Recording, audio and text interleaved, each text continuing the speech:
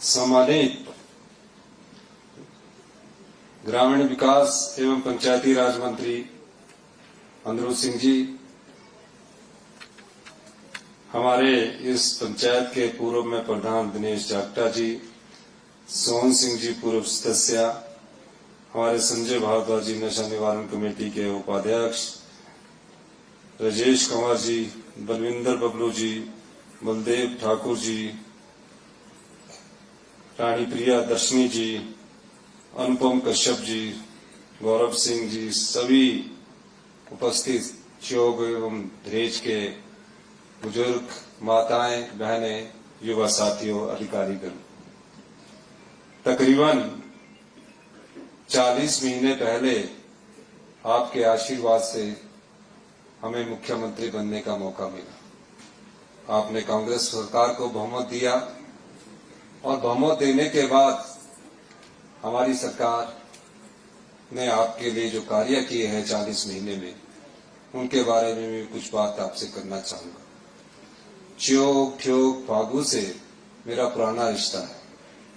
जब मैं कॉलेज में पढ़ता था और चुनाव लड़ने की प्रक्रिया हमने शुरू की, तो उस समय शिमला में एक ही कॉलेज हुआ करता था, गवर्नमेंट कॉलेज शिमला, और यहाँ के बहुत लोग पढ़ा करते थे।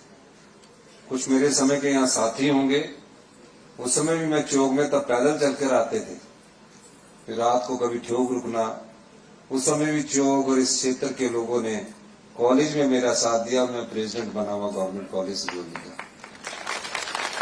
विनोद जी यहाँ बैठे हैं, मेरे पुराने साथी है, ये मेरे समय के कॉलेज के हैं, और सभी साथियों ने मेरा साथ दिया।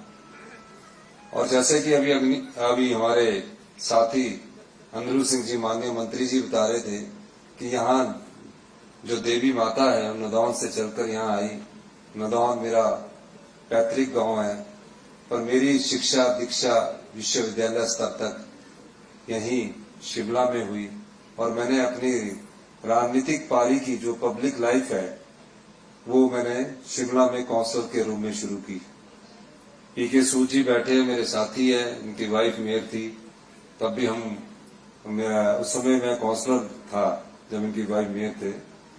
तो निश्चित रूप से शिमला से हमारा राजनीतिक कैरियर शुरू हुआ, कॉलेज से यूनिवर्सिटी पढ़ते हुए, और कभी सोचा भी नहीं था कि आप जैसे परिवार से उठकर मैं मुख्यमंत्री की कुर्सी पर पहुंचूंगा। और मुझे ये मौका हिमाचल की जनता ने दिया है। हिमाचल के देवी देवताओं के आशीर्वाद से मैं मुख्यमंत्री बना। मुख्यमंत्री बनने के बाद सबसे बड़ा दायित्व क्या होता है? जो अधिकारी होते हैं वो अधिकारी नहीं बदलते हैं। वो पिछली सरकार में के अधिकारी होते हैं, उनके विभाग बदल जाते हैं। विभाग बदलने के बाद वो हमें अपना जो खजाना होता है उसका लेखा जोखा देते हैं। जब मैं खजाने का लेखा जोखा ले रहा था और मंत्रिमंडल का भी विस्तार नहीं हुआ था, मैं और मुख्यमंत्री मुकेश अग्निहोत्री जी ने हमने आर्थिक समीक्षा की, खजाने का हालचाल जाना। जैसे कि आपके परिवार में हर महीने एक बजट बनता है कि इतने पैसे आएंगे और मैं पैसे इस प्रकार से खर्च करूंगी, बच्चों की पढ़ाई में खर्च करूंगी और अपने खाने पीने में, रहने सहने में खर्च करूंगी। उसी प्रकार सरकार चलाने के लिए भी एक बजट होता है। मुख्यमंत्री बनने के बाद मुझे पता लगा कि भारतीय जनता पार्टी की सरकार ने सिर्फ महज राजनीतिक लाभ के लिए, चुनाव जीतने के लिए 5,000 करोड़ रुपए की रेवड़ियां बांटी। हर जगह जो चीज चाहिए थी कि यहाँ स्कूल खोल दो, स्कूल खोल दिया, यहाँ डिस्पेंसरी खोल दो, डिस्पेंसरी खोल दी। खुली नहीं, नोटिफिकेशन कर दी। खुलनी तो तब थी कि पहले टीचर भर्ती किए जाने थे या डॉक्टर भर्ती किए जाने थे। नोटिफिकेशन कर दी कि तब तक खुश हो जाएंगे, वोट हो जाएंगे, उसके बाद सोचेंगे। और तकरीबन चुनावों से पहले 1,000 ऐसे शिक्षा संस्थान खोल दिए, हेल्थ के सेक्टर में संस्थान खोल दिए जिनका कोई लाभ ही नहीं था। और हालात क्या हुई?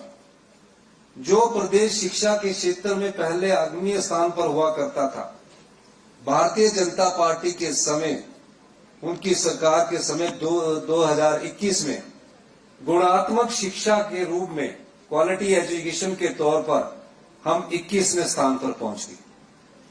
कारण क्या था? और आप बच्चों को स्कूल भेजते हैं, सुबह बच्चा तैयार होकर माता पिता के घर से निकलता है, माँ बाप सोचते कि स्कूल में बहुत अच्छी पढ़ाई हो रही है, ये सोचकर कि बच्चा पढ़ लिख कर एक अच्छा इंसान बनेगा, अच्छा इंसान बनने के बाद उसे अच्छा रोजगार मिलेगा। लेकिन हुआ क्या? 5वीं के बच्चे को दूसरी की किताब भी पढ़नी नहीं आती थी। मैंने शिक्षा विभाग की बैठक की, पता लगा कि 500 संस्थान नोटिफाई कर दिए गए हैं, अब इनको चलाना है। मैंने उनसे पूछा कि टीचर कहां से आएंगे, टीचर की व्यवस्था कैसे होगी। मेरी शिक्षा मंत्री जी से बात हुई और हमने कहा कि पहले तो उन स्कूलों को मजबूत करना है जहां टीचर्स उपलब्ध करवाने हैं। हम 3 साल से लगातार प्रयास कर रहे हैं, अभी तक हम शिक्षा क्षेत्र में जितने टीचरों की नियुक्ति की उससे पहले कभी किसी और ने भी इतनी नियुक्ति नहीं की। लेकिन आम परिवार का बच्चा तो गवर्नमेंट स्कूल में पढ़ता है, बागवान किसान का बच्चा गवर्नमेंट स्कूल में पढ़ता है, या कोई बड़ा धनवान होगा तो शिमला में पढ़ लेगा। लेकिन गांव के स्कूलों को कैसे मजबूत किया जाए, हमने इस बारे में सोचना शुरू किया और हमने कहा कि कहां कमी है, उस कमी की ओर ध्यान दिया। और आपने देखा होगा पिछले 2 वर्षों पहले हमने पहली कक्षा से इंग्लिश मीडियम की शुरुआत की। शिक्षा में प्रिंसिपल को, हेडमास्टर को ये अधिकार दिए कि आप ये तय करेंगे कि स्कूल की वर्दी कैसी होगी, आप ये तय करेंगे कि स्कूल में किस प्रकार की शिक्षा प्रणाली में के तहत बच्चों को मजबूती प्रदान करने के लिए कौन टीचर क्या पढ़ाएगा। हमने ये अधिकार दिया। लेकिन क्या इससे शिक्षा क्षेत्र में सुधार हुआ? मुझे खुशी इस बात की है कि हमारे फैसले से शिक्षा क्षेत्र में सुधार हुआ।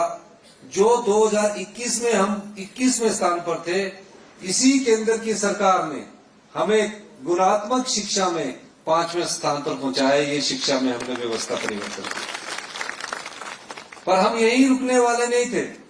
मैंने कहा सीबीएसई स्कूलों में पढ़ने वाले बच्चों और आम लोगों के स्कूलों में पढ़ने वाले बच्चों में अंतर है, इसमें सुधार किया जाए। विरोध करते हैं भारतीय जनता पार्टी के लोग, लेकिन हम उस विरोध से पीछे नहीं हटे। हमने कहा आम परिवारों के बच्चे गवर्नमेंट स्कूल में पढ़ते हैं या शिक्षा का स्तर सीबीएसई हम करने जा रहे हैं, और हमने 150 स्कूलों में सीबीएसई की कक्षाएं शुरू करने का निर्णय लिया। कोई भेदभाव नहीं किया, जहां बच्चों की स्ट्रेंथ थी वहां हमने, चाहे वो सिराज है जयराम ठाकुर जी का, वहां भी हमने सीबीएसई स्कूल दिया। वरना एक सेंट्रल स्कूल के लिए आप कई साल तक धक्के खाते हैं कि हमें एक सेंट्रल स्कूल मिल जाए। हमने कहा हम अपने गवर्नमेंट स्कूलों को ही सेंट्रल स्कूल के स्तर का बना देंगे। मुझे खुशी है कि पिछले कल ही मैथ का राज्याचार्य आयोग ने रिजल्ट निकाला है। इन सीबीएसई स्कूलों में अगले 30 जून तक सभी शिक्षक उपलब्ध करवा दिए जाएंगे, चाहे वो साइंस के टीचर है, चाहे वो कॉमर्स के टीचर है, चाहे आर्ट्स के टीचर है, चाहे हिस्ट्री के है। और इन सीबीएसई स्कूलों में हम म्यूजिक शुरू करने जा रहे हैं, हम योगा शुरू करने जा रहे हैं, हम पीटीआई की नियुक्ति करने जा रहे हैं। और 2 स्कूल यहाँ जो उस समय की गाइडलाइंस थे उसके अनुसार माननीय मंत्री जी ने जो दिए थे उनको भी हमने घोषित किया है। मुझे बड़ी खुशी है कि चौक स्कूल में अभी सिर्फ 200 बच्चे हैं, लेकिन बिल्डिंग नहीं है। मैंने पता किया कि यहाँ 10 बीघे जगह है, और मैं चौक स्कूल के लिए मैंने अभी डीपीआर का पता किया, क्योंकि चौक में मैं पहले कोई 85-86 में आया था, तो मैं चौक स्कूल के लिए 5.5 करोड़ रुपए देने की भी एक घोषणा करता हूँ। और अगले साल से इस स्कूल को सीबीएसई करने की भी घोषणा करता हूँ। और ये कोशिश करूंगा मैं कि अगर इस साल हो सके, माननीय मंत्री जी मुझे गाड़ी में कह रहे थे कि इस साल अगर हो सके तो देखना, अगर इस साल सीबीएसई बोर्ड की पोर्टल खुला होगा तो इस साल भी हम उसको करने की कोशिश करेंगे। लेकिन अगले साल से मैं सीबीएसई करने की घोषणा करता हूं। लेकिन जितने भी बच्चे आपके बाहर पढ़ेंगे वो यहाँ पढ़ेंगे कब? जब यहाँ आपके पास पूरे टीचर उपलब्ध होंगे। तो हम शिक्षा के क्षेत्र में भी व्यवस्था परिवर्तन कर रहे हैं। निश्चित रूप से माननीय हमारे जो मंत्री है अनुरूध सिंह जी, ये आपकी सेवा में लगे रहते हैं। जिस प्रकार ये 10 साल पहले एक फाउंडेशन स्टोन हुआ। भारतीय जनता पार्टी की सरकार ने तो कुछ नहीं किया। माननीय मंत्री जी आए कि छोटा सा एक बाईपास बनाना है और बाईपास बनाने के लिए मुझे धन की जरूरत है। मैंने काम शुरू करवा दिया। मैंने कहा अभी तो पैसा नहीं है। कहते मैं मंत्रिमंडल का सदस्य हूं और मंत्रिमंडल का सदस्य होने के नाते मुझे विश्वास है कि मैं पैसा ले लूंगा। और ये आपके सामने जिस पुल का मैं शिलान्यास उद्घाटन करने आया हूं, ये इनकी जिद थी कि जल्दी से जल्दी बने और जल्दी से जल्दी पैसा पहुंचे। इसके लिए माननीय मंत्री जी के मन में आपके प्रति जो दर्द है वो नजर आता है। और पहला solar power project Himachal Pradesh का धरेच में माननीय मंत्री जी ने हमें जगह दिखाई और हमने उसको स्वीकृत किया। 500 किलोवाट की बिजली यहां उपलब्ध होगी। 500 किलोवाट की, इसमें किसी का पैसा नहीं लगेगा। 28 लाख रुपए की आय होगी, जिसमें 14 लाख रुपए की आय धरेच पंचायत को मिलेगी, जिसमें 30% विकास के कार्यों के लिए लगेगा और 20% उस पंचायत के जो विधवा बहनें हैं, उनके बच्चे अगर अच्छी शिक्षा ग्रहण करना चाहते हैं, उनके जो फीस का खर्चा होगा, जो शहर में रहने वाले हॉस्टल का खर्चा होगा, उस पर खर्च किया जाएगा। जो अनाथ बच्चे हैं, जो अपनी माँ को खो चुके हैं, जो अपने पिता को खो चुके हैं, उनकी पढ़ाई पर खर्च होगा। ये उनके लिए ये योजना है जो आज धरेच में लगी है। लेकिन हमारी सरकार ने सबसे पहला पुण्य का कार्य क्या किया? हिमाचल प्रदेश में 6000 अनाथ बच्चे हैं। इन योजनाओं का भी आपको पता नहीं होगा, मैं बताना चाहता हूं। जो अपनी माँ को खो चुके हैं, अपने पिता को खो चुके हैं, उन बच्चों की देखभाल या तो सीसीआई में होती है, जो चाइल्ड केयर इंस्टीट्यूशन है हमारे। पैदा होने के बाद बच्चे वहां पढ़ रहे हैं, माँ का पता नहीं है, पिता का पता नहीं है। मैं उनके पास गया, मैंने उनसे बात की, तो उन्होंने कुछ मांगा नहीं हमसे। कोई बात नहीं कि मैं उनके हॉस्टल में गया, उनके खाने की जगह को मैंने देखा, उनके रहने की जगह को मैंने देखा। और हमारी सरकार ने हिंदुस्तान का पहला ऐसा कानून बनाया कि 18 साल के बाद वो बच्चे जाएंगे कहाँ? कुछ चाचा जी के पास रह रहे हैं, कुछ ताया जी के पास रह रहे हैं, कुछ मामा जी के पास रह रहे हैं, लेकिन उनके पास अपनी भावना व्यक्त करने की शक्ति नहीं है, क्योंकि वो उनके ऊपर निर्भर है। हमने उनके लिए पहला कानून बनाया। पैदा होने से लेकर 27 साल तक उन बच्चों का ख्याल हिमाचल प्रदेश की सरकार अभी रख रही है। क्या कानून है? हमने कहा इन बच्चों की माता भी सरकार है और पिता भी सरकार है, और उन्हें चिल्ड्रन ऑफ द स्टेट का दर्जा दिया। आज 27 साल तक के 6000 बच्चों को 18 साल के बाद हम 4000 रुपए पर महीने की उनको जेब खर्च दे रहे हैं। अगर कोई डॉक्टर बनता तो 1.5 लाख रुपया उसकी फीस दे रहे हैं। हॉस्टल के 60,000 रुपए की फीस हमारी सरकार दे रही है। शादी करने के लिए 2 लाख रुपया दे रहे हैं, घर बनाने के लिए 3 लाख रुपया दे रहे हैं। ऐसे 6000 बच्चों को सरकार ने गोद लिया है। उन्हें सरकार ही माता है, सरकार ही पिता का दर्जा हमारी सरकार ने दिया है, क्योंकि इस प्रदेश की क्षमता में उनका भी अधिकार है। जो प्रदेश की आय होती है उसमें एक अंश उनका भी है, जो उनकी तरफ किसी ने नहीं सोचा था। इसके अलावा हमारी सरकार ने जो सामाजिक न्याय विभाग है, उससे ये योजना का लाभ आप उठा सकते हैं। हमारी सरकार ने जो विधवा बहनें हैं, किसी के पति की अचानक दुर्घटना होगी, उसका बच्चा डॉक्टर की पढ़ाई कर रहा है, उसका बच्चा अच्छे स्कूल में पढ़ रहा है, उसकी फीस का पैसा कौन देगा? डॉक्टर बनते बनते बीच में पढ़ाई छोड़ तो नहीं सकती। और जो एक डॉक्टर बनता है उसकी महीने की साल की फीस 1.5 लाख रुपया है। अगर उसने हॉस्टल में रहना है या घर में भी रहना है तो भी 70-80 हजार रुपये उसमें खर्च होता है। हमने कहा कि इनके लिए इंदिरा गांधी सुख शिक्षा सम्मान निधि योजना लाई है। अब उन बेटियों को और उन बेटों को हमारी सरकार पैसे दे रही है। ऐसे कितने भी विधवाएं हैं वो उसका लाभ उठा सकती है। इसी प्रकार आम परिवार से पढ़ने वाला जो बच्चा है, जिसका बच्चा अच्छा पढ़ता है लेकिन माँ बाप के आय के साधन इतने ज्यादा नहीं है, हमने कहा कि उसे 20 लाख रुपए का लोन, अगर वो आईआईटी में चला जाता है या किसी और संस्थान में चला जाता है, शिमला में किसी और संस्थान में जाता है, 1% की ब्याज पर 12 लाख से जिनकी कम आय होगी हिमाचल प्रदेश की सरकार दे रही है। ये तीनों योजनाएं उन बच्चों को पढ़ाई के लिए दी जा रही है जो जीवन में पढ़ लिख कर एक अच्छा मुकाम हासिल करना चाहते हैं, अच्छा इंसान बनना चाहते हैं। ये योजनाओं को आप लोगों को लाभ उठाना चाहिए। 20 लाख का लोन 1% पर यही नहीं बाहर पढ़ने के लिए भी मिल रहा है, ताकि पोस्ट ग्रेजुएशन एमए करने के लिए जाना हो, एमएससी करने के लिए जाना हो, एमटेक करने के लिए जाना हो, या मेडिकल साइंस की पढ़ाई कर रहे हैं एमडी करने के लिए जाना हो, ये सारी योजनाएं आप लोगों के लिए हम लेकर आए हैं। ये क्यों लेके आए हैं? ताकि शिक्षा का जो स्तर है वो हमारा बना रहे। और मैं आपको बताना चाहूंगा, हिमाचल प्रदेश ने जो शिक्षा में 3 साल में मुकाम हासिल किया है, वो हम साक्षरता दर हमारी 99.3% पड़ गई है। हमारे पूरे देश में सबसे ज्यादा अगर साक्षर प्रदेश कोई है तो हिमाचल प्रदेश है। पूर्णतः साक्षर राज्य हिमाचल प्रदेश बन चुका है। ये हमारा व्यवस्था परिवर्तन था जो भारतीय जनता पार्टी को रास नहीं आता। भारतीय जनता पार्टी ने क्या किया? भारतीय जनता पार्टी ने 5 साल तो इस प्रदेश की संपदा को बटाया। किसी ऐसे समाज के जो हमारे परिवार के लोग हैं उनको कोई अधिकार नहीं दिया। भारतीय जनता पार्टी को 60,000 करोड़ रुपया हमसे ज्यादा मिला। वो अधिकार था राज्य का, वो मिलना था, चाहे कांग्रेस की सरकार आती चाहे बीजेपी की सरकार आती। अब इनको 60,000 रुपया जो मिला, जब जयराम ठाकुर जी मुख्यमंत्री बने उसमें प्रदेश पर 48,000 करोड़ रुपए का कर्ज राजा वीरभद्र सिंह जी की सरकार छोड़कर गई थी। 48,000 करोड़ का। अगर इनको 60,000 करोड़ रुपया मिला तो इन्हें 48,000 करोड़ रुपए का कर्ज माफ कर देना चाहिए था, अगर ये सही ढंग से प्रदेश के हित की बात सोचते। इन्होंने नहीं किया। इन्होंने 1,000 करोड़ की बिल्डिंगें, यहां चौक में स्कूल चाहिए इसके लिए नहीं दिए पैसे, जहां बच्चों की बिल्डिंग टूट गई है। 1,000 करोड़ रुपए की बड़ी बड़ी बिल्डिंगें बनाकर रख दी जो आज खाली पड़ी है। हम कितने ऑफिस शिफ्ट कर ले, लेकिन वो बिल्डिंगें फिर भी नहीं भर पाएगी।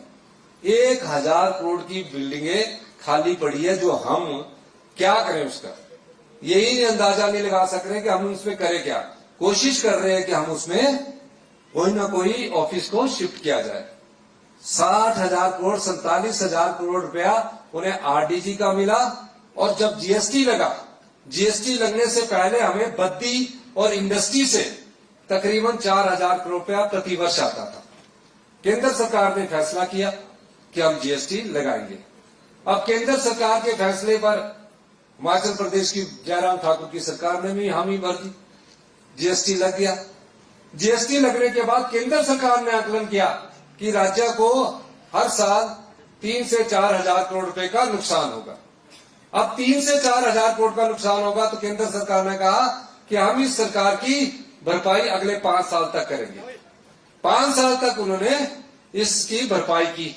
भरपाई करने के अलावा उन्हें 5 साल में 13,000 करोड़ ये मिला और 47,000 करोड़ आरडीजी का मिला। हमारी सरकार को 60,000 करोड़ के मुकाबले सिर्फ 17,000 करोड़ रुपया मिला। और इस बार 16वें वित्तीय आयोग ने जो जनता का अधिकार है, हमारा सरकारें आती है जाती है, मुख्यमंत्री बनते हैं और मंत्रिमंडल बनते हैं, आते हैं जाते हैं। आप लोगों का, हिमाचल की जनता का, 75 लाख की जनता का 10,000 करोड़ रुपया साल का काट के रख दिए। काटा क्यों? कि नहीं, अब 16वें वित्तीय आयोग का जो कानून संविधान के अधिकार के द्वारा हमें मिला है उसको काट के रख दिया। आप बताइए, जिनको 60,000 करोड़ रुपया मिला वो अच्छी सरकार चला रहे थे कि प्रदेश की संपदा को लुटा रहे थे? और हम अच्छी सरकार चला रहे हैं जिनको 17,000 करोड़ रुपया मिला, जो विधवाओं के लिए योजना लेकर आई है, जो अनाथ बच्चों के लिए योजना लेकर आई है, जो आम परिवार के लिए योजना लेकर आई है। तो इन लोगों ने प्रदेश की संपदा को लुटाया। आपदा आई इस प्रदेश में, तकरीबन 2 बड़ी आपदाओं को हमने सहन किया 2023-24 में। क्योंकि आपदा कैसे आ रही है, इतनी गर्मी क्यों पड़ रही है? 1 डिग्री सेल्सियस टेम्परेचर बढ़ गया है। और ये आप आज यहाँ इतनी गर्मी सहन कर रहे हैं, आने वाले समय में जिस आपदा का प्रदेश ने सामना किया है और प्रदेश भी उसका सामना करेंगे। हमने तो इसके साथ रहना शुरू कर दिया है। तकरीबन 2023-24 में 10,000 करोड़ रुपए का नुकसान हुआ। पूरा कुल्लू जिला हिमाचल प्रदेश से अलग थलग पड़ गया। तकरीबन 23,000 घर आंशिक रूप से टूट गए या पूर्णतः नष्ट हो गए और 900 के करीब मौतें हुई। 24-25 में जो इस बार 25-26 की आपदा आई, इसमें 8,000 करोड़ रुपए का नुकसान हुआ। 1,000 मौतें हुई 9,000 के घर आंशिक रूप से टूट गए और पूर्णतः नष्ट हो गए। भारतीय जनता पार्टी की सरकार ने कभी भी प्रधानमंत्री आवास योजना के तहत 1.5 लाख रुपया दिया होगा, जो यहाँ पंचायत में बैठे हैं, और इसमें 1,30,000 केंद्र से आता, 20 लाख राज्य सरकार देती है। अब जिसने एक आम परिवार बड़ी मेहनत से एक पक्का घर बनाता है, रातों रात उसका घर टूट जाए, बारिश आ जाए, डंगा आ जाए, लाशे से पूरा घर बह जाए, तो सबसे पहले तो अपनी जान बचाएगा। लोगों ने अपनी जान बचाई, पीने के पानी का बर्तन नहीं बचा। मैंने अधिकारियों की बैठक ली, अधिकारी कहते हैं कि 1.5 लाख से ज्यादा हम कुछ दे नहीं सकते। तो मैंने पूछा कि 1.5 लाख से तो किसी का वॉशरूम भी नहीं बनता, कहते यही है आज तक। मैंने कहा कि फिर क्या कर सकते हैं, कहते कानून ऐसा है। मैंने कहा उन आम परिवार जो बड़ी मुश्किल से एक घर अपने गांव में बनाते हैं या शहर में बनाते हैं, अगर हम 1.5 लाख करेंगे तो हम उनके साथ न्याय नहीं करेंगे। हमने आपदा प्रभावित परिवारों को आपदा राहत के तहत 7 लाख रुपया दिया और 25-26 में 1 लाख करोड़ बढ़ाकर 8 लाख रुपया दिया। तकरीबन हर घर को हमने 8 लाख रुपया दिया। उन्होंने मांग नहीं की आपदा प्रभावित परिवारों ने, लेकिन ये सर जो जनता के दुख को खुद समझे, समाज के दर्द को खुद जाने, उसी को व्यवस्था परिवर्तन कहते हैं। कई बार भारतीय जनता पार्टी के लोग बोलते हैं कि कैसा व्यवस्था परिवर्तन है, जो लोगों के दुख दर्द को बांटता है वही व्यवस्था परिवर्तन होता है। इसीलिए हमने कहा है कि भारतीय जनता पार्टी की सरकार ने आपदा में भी कुछ नहीं दिया। फिर देखिए देश के प्रधानमंत्री आए, हमने नहीं कहा उनसे कि पैसा चाहिए, हमने उनका स्वागत किया, प्रेजेंटेशन दी। जब हमारे पुल टूट गए, रास्ते टूट गए, घर बह गए, कहा कि मैं 1500 करोड़ रुपया देता हूं। उनके ट्विटर हैंडल से रहा 1500 करोड़ रुपया देता हूं। आपदा चली भी गई, हमने घर वालों को पैसे भी बांट दिए। मैंने उनसे ये कहा कि कम से कम जो लोग फॉरेस्ट में 1 बीघा घर बनाने के लिए जगह देते हैं, उस कानून में आप परिवर्तन कर दीजिए। अगर वो राज्य सरकार के पास कानून बनाने की शक्ति होती तो मैं उन आपदा प्रभावित परिवारों के लिए उस कानून को बदल देता, लेकिन वो शक्ति हमारे पास नहीं है। मैंने कहा कि उनके घर उजड़े हैं, वो अपनी जगह छोड़कर किसी पहाड़ी वाली जगह पर जाना चाहते हैं, घर बनाना चाहते हैं। अभी तक वो कानून नहीं परिवर्तित किया गया। 1500 करोड़ रुपए अभी नहीं मिले और रोज रैली करते हैं भारतीय जनता पार्टी के। सोशल मीडिया इनका बड़ा अच्छा है, सोशल मीडिया में चले रहते हैं। बीजेपी के सेंटर ऑफिस है चक्कर में, उसमें मीम बनाते रहते हैं कि क्या हुआ सरकार का, क्या नहीं हुआ सरकार का। सरकार आम जनता की सेवा कर रही है और आपका जो पैसा है उसको लूटने से बचा रही है, आपका पैसा आपको बांट रही है। इसलिए हम कहते हैं कि भारतीय जनता पार्टी की सरकार सत्ता में आई, 60,000 करोड़ रुपया ज्यादा मिला, लेकिन आप लोगों की सेवा में कोई परिवर्तन नहीं कर सके। आईजीएमसी सबसे बड़ा हॉस्पिटल है सबसे बड़ा मेडिकल कॉलेज है। हर कोई सोचता कि मैं बड़े हॉस्पिटल में पहुंच गया, अब मेरा इलाज अच्छा हो जाएगा, क्योंकि पीएचसी से आप ट्रांसफर होते हो। और क्या होता है उसमें, वहां 19 साल पुरानी मशीनें हैं। 19 साल पहले लैंडलाइन टेलीफोन होता था, अब सबके हाथ में मोबाइल है, होता था ना। वो मशीन 19 साल पुरानी लगी है। 15 साल पुराने एक्सरे भी घोषते रहते हैं। 5,000 रुपए का आप वो करवाते कि मैंने MRI CT स्कैन कराना है, पता ही लगता बीमारी कहाँ है। फिर वहां से डॉक्टर ट्रांसफर कर देता आपको कि PGI जाओ, वहां धक्के खाते। इन्होंने कभी हॉस्पिटल्स के बारे में नहीं सोचा।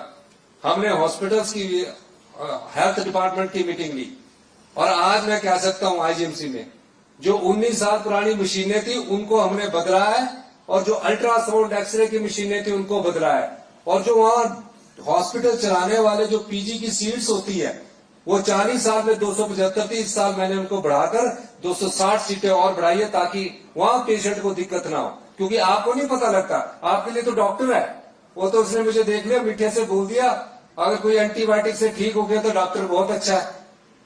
कई बार बीमारी क्या होती है कि आप ठीक नहीं होते हैं, बीमारी बढ़ जाती है और कैंसर का रूप धारण कर लेती है, तब ठीक होना मुश्किल होता है। हमने कहा हमारा यहाँ हिमाचल का कोई भी आदमी जाए उसको पहली ही स्टेज पर पता लगना चाहिए कि मुझे बीमारी क्या है, कि बीमारी का इलाज पता ही नहीं, वो इलाज जान जाता है। तो इसलिए हम जो मेडिकल कॉलेज है उसमें भी जो एम्स दिल्ली में मशीनें हैं, जो एम्स दिल्ली में मशीनें हैं, उसी मशीन को हम सारे मेडिकल कॉलेज आईजीएमसी नहीं, टांडा, हमीरपुर, चमियाना, मंडी सब जगह लाने जा रहे हैं, ला कर रख दी है। उनमें अब आपका डायग्नोज करने के लिए अब अच्छी मशीनें होगी, आपको पहले ही स्तर पर पता लग जाएगा कि आपको बीमारी क्या है। ये अभी आपको चीजें जब जाओगे तब पता लगेगा। वो चाहते हैं कि आप ही मुफ्त में हो। अभी हम रोबोटिक सर्जरी लाए हैं, पंजाब और हरियाणा के कहीं किसी भी सरकारी हॉस्पिटल में रोबोटिक सर्जरी नहीं है।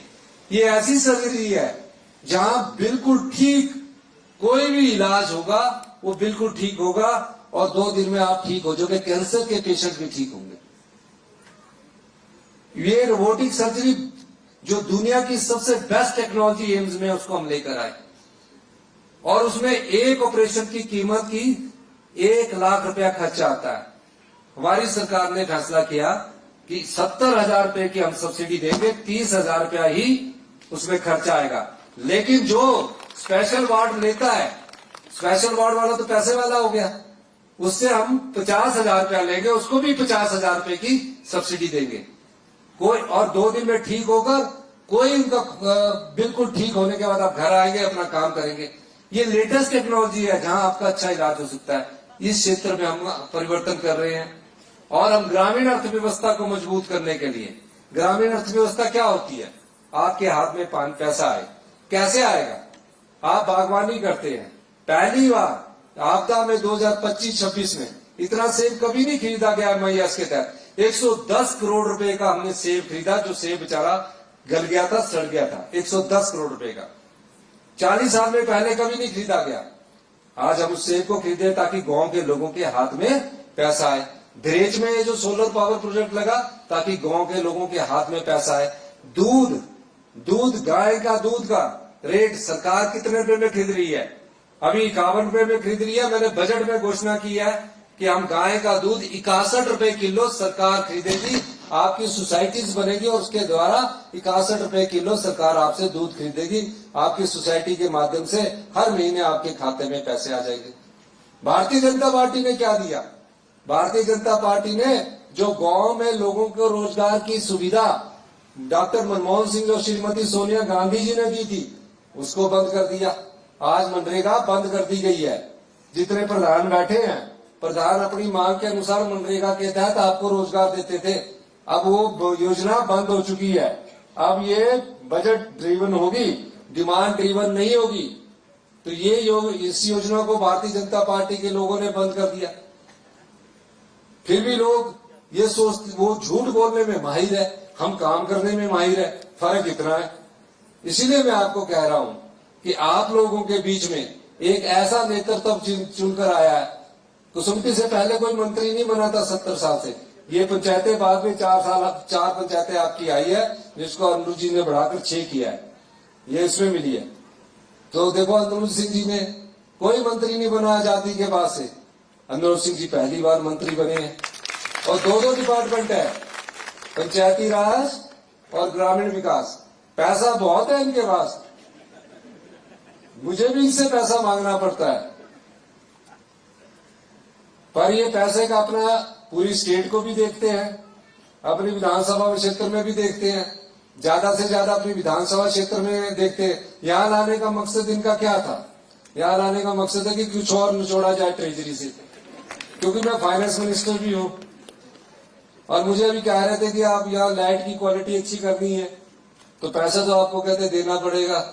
नहीं तो मंत्रिमंडल के सदस्य हैं और काफी यंग उम्र में बन गए हैं, काफी युवा है, आपके दर्द को हमेशा सीने में रखते हैं, आपके क्षेत्र के विकास की योजना दिमाग में लेकर चलते हैं। काम करवाना आना चाहिए ना। अब जिसको काम करवाने आता है वही आगे बढ़ता है। तो काफी लंबी उम्र होगी इसकी, आगे भविष्य इनका बहुत उज्जवल होगा, काम करवाने भी आते हैं। तो ये यहाँ जो बिजली की समस्या है, जो बिजली की समस्या की बात की है, और मैंने अभी पूछा है कि यहाँ 66 kVA का, कि यहाँ लाइट की क्वालिटी अच्छी नहीं है, यहाँ है कि है? ठीक है, आती है कि नहीं आती है? कट लगते हैं वोल्टेज यहाँ इन्होंने अभी प्रधान जी ने कहा कि यहाँ इसकी वोल्टेज का 66 केवीए के लिए जो जिसका कि मैंने अभी एस्टीमेट बिजली बोर्ड के एससी से पूछा, यहाँ मैं 16 करोड़ रुपए देने की घोषणा करता हूँ और ये भी आशा करता हूँ कि 1 साल के अंदर ये बनकर तैयार हो जाएगा ताकि क्वालिटी अच्छी हो। यहाँ बहुत होम स्टे आ रहे हैं और एक और योजना हम लेके आए हैं, खासकर महिला मंडलों को कहना चाहूंगा। हम जो खाली वन क्षेत्र है उसमें 12 बीघे में पेड़ लगाने के लिए 1,20,000 रुपया महिला मंडल को देने वाले हैं। अगर 100 पेड़ एक हेक्टेयर में एक 12 बीघे में लगाते हैं, 12 बीघे में 100 पेड़ लगाते हैं तो 1,20,000 मिलेगा। फिर उसको आप बचाकर रखते अगले 5 साल तक, अगले 5 साल तक बचाकर रखते तो हर साल आपको 1-1 लाख रुपया मिलता जाएगा ताकि वो पशु पक्षी ना खाए। महिला ताकि गांव के लोगों के हाथ में पैसा जाए। आप फॉरेस्ट डिपार्टमेंट वालों से संपर्क कर सकते हैं। उसका नाम है राजीव गांधी वन संवर्धन योजना।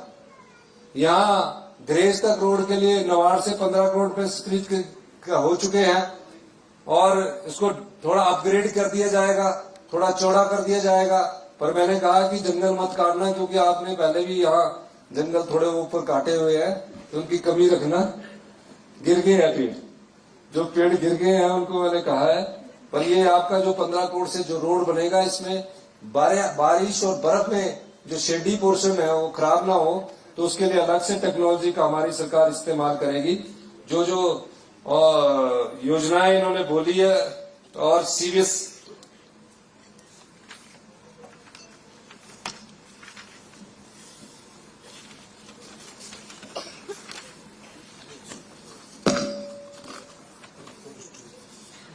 आज फॉरेस्ट एयर के लिए माननीय मंत्री जी ने कहा है ये तो खुद ही अपनी जेब से दे देंगे।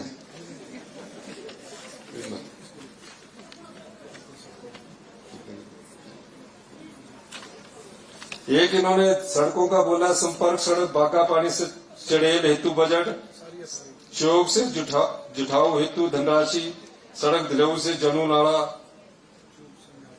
चौक से मियाणा, दिलऊ से धार हेतु, सफागु से सरवण हेतु, सड़क खेती जुबड़ से कटरब हेतु बोला। बस इनके लिए मैं मुख्यमंत्री सड़क योजना के तहत पैसा देने की घोषणा करता हूं, इस आशा के साथ कि भारतीय जनता पार्टी की जो सरकार है वो हिमाचल विरोधी है, वो बागबान विरोधी है, वो किसान विरोधी है। ये मैं इसलिए कह रहा हूं क्योंकि ये लोग जो है हमारे साथ आपदा में नहीं खड़े हुए। प्रधानमंत्री मोदी जी से अभी तक पैसे मांगने नहीं जाते।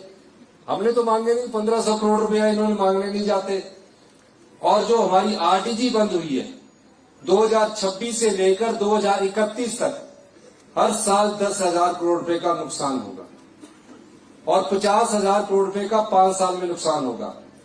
उसमें भारतीय जनता पार्टी की सरकार, भारतीय जनता पार्टी से हमने अनुरोध किया, हमारी सरकार ने अनुरोध किया, विधानसभा में अनुरोध किया कि हम सारा प्रोटोकॉल छोड़कर आपके नेतृत्व में प्रधानमंत्री मोदी जी से मिलने को तैयार है, आप हमें आरटीजी दिलाइए। ये हिमाचल की जनता का अधिकार है। इन लोगों ने हिमाचल की जनता के साथ धोखा किया है, आपने इनको सबक सिखाना है।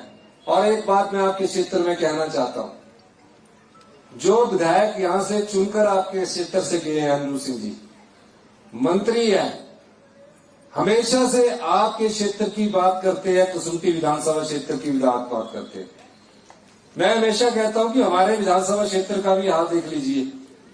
अभी ये पोस्टें निकाल रहे थे तो मैंने कहा कि आप औरों की भी तो देखिए, सब मिनिस्टर चाह रहे हैं, तो इन्होंने अपने क्षेत्र की अच्छी तरह से आंकलन कर रखा है। इनके मन में आपके लिए पीड़ा है। ऐसे मंत्री को आपने ना खोना है। और मंत्री हम 40 में से सिर्फ 12 ही बनते हैं। बहुत कम लोगों को, बहुत कम विधानसभा क्षेत्र को मंत्रिमंडल बनने में, मंत्रिमंडल में स्थान मिलता है। उन्हीं लोगों को स्थान मिलता है जिनका भाग्योज्वल होता है, जिनका भाग्य के साथ उनको कर्म भी करना पड़ता है। इन्होंने कर्म किया, हमारा भी भाग्य उज्ज्वल था, हमने भी कर्म किया, चौथी बार हम चुनकर आए, हमें मुख्यमंत्री बनने का मौका मिला। इनकी स्टेज में तो मैं एमएलए थे तब, जब ये तीसरी बार थे तो मैं एमएलए था, लेकिन चौथी बार मुझे आपके आशीर्वाद से मुख्यमंत्री बनने का मौका दिया। माननीय मंत्री जी ने एक और मांग की है कि लिफ्ट इरिगेशन स्कीम दहेज के लिए वो भी मैं स्वीकृत करने की घोषणा करता हूं। इन्हीं शब्दों के साथ एक बार फिर आपसे मैं ये अनुरोध करना चाहूंगा कि च्योक स्कूल में अगली बार आपकी एडमिशन अच्छी होगी, इस आशा के साथ, और हम इसको सीबीएसई करने की घोषणा करते हैं। और मैं चाहूंगा पीडब्ल्यूडी डिपार्टमेंट से कि इसका काम स्कूल का जल्दी से जल्दी कर दिया जाए, ताकि बच्चे अगली बार आए, जब एडमिशन लेने आए तो उसका कैंपस भी सुंदर हो और अच्छे स्कूल में बैठकर वो पढ़ाई करे, इस आशा के साथ कि अगली बार च्योक के बच्चे भी सीबीएसई में पढ़ेंगे। बहुत बहुत धन्यवाद। जय हिंद, जय भारत।